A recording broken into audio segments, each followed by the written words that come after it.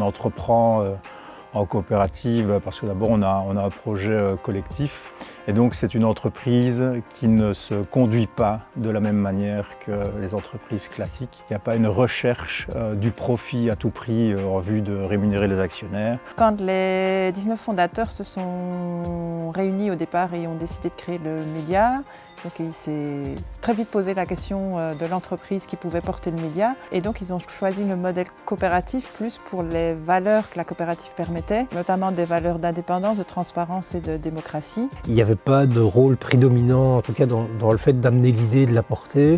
On n'avait pas un meneur et des personnes en dessous, on avait un collectif qui portait le projet et qui en fait très vite s'est radicalisé comme collectif. C'est-à-dire qu'on s'est rendu compte que le fait d'être à plusieurs, ça nous servait.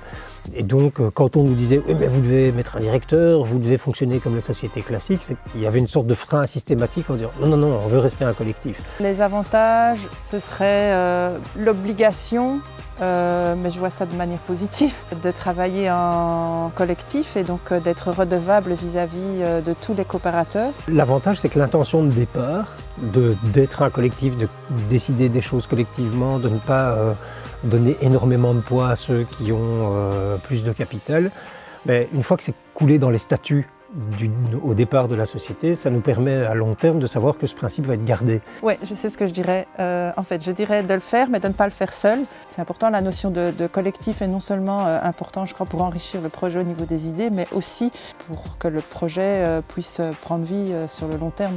Le modèle coopératif permet d'aller se financer auprès des citoyens.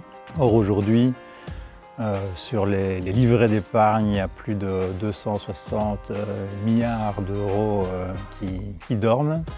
Et donc un des grands défis, c'est de pouvoir mobiliser cette épargne citoyenne pour la réinjecter dans des projets coopératifs et donc pour injecter cet argent dans l'économie réelle. On est dans l'entrepreneuriat, on est dans des start-up. On sait bien que toutes les start-up ne survivent pas.